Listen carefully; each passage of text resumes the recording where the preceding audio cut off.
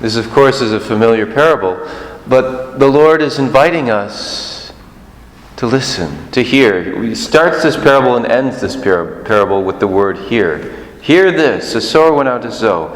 Everyone who has ears to hear ought to hear. And so it's an invitation.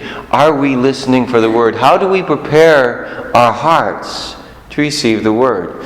I know one of the things that has been drilled into my head over and over and over again is that we have to spend time in the Word. We have to spend time in the Word. It is so easy, right, that if we never read the Scriptures before we come to Mass, for instance, and we get here and something happens that distracts us.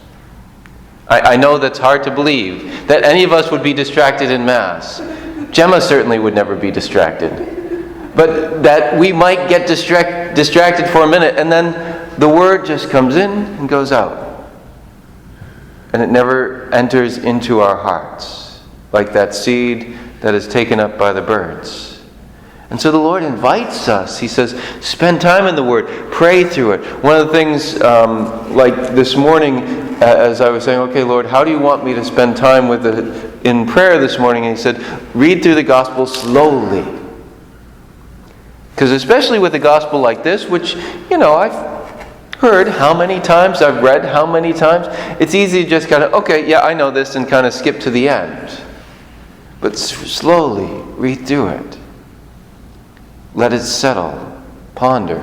What is God speaking? And allowing that then to enter into our hearts. Do we spend that time steeped, as it were, in the Word? And what did I get when other than what I've already said, what did I get when I was praying through this? Well, what struck me was the third type, the seed that fell amidst the thorns. And Jesus says, the thorns grew up and choked it. I started to ponder, wait a second. They weren't really there that much. They were there a little bit, but they weren't really there that much at the beginning. And of course we know that third type is the people with worldly anxiety, the lure of riches, and craving for other things intrude and choke the word. While we allow the word to take root in our hearts and even have good roots, we also allow other things to grow up. And I was thinking about how the other day I was talking with some people about how, we gather so much stuff, right? Every time we move, we have to throw things out or sell things or whatever. And, I've been here 11 years and I'm saying, wow, there's a lot of stuff I've accumulated throughout the house and down at the office and different here in the church and sacristy. I've got stuff everywhere. It's like, it didn't happen all at once. It grew up. I'm saying, do I really need all this stuff? This lure of riches and things, and it slowly can seep into our lives.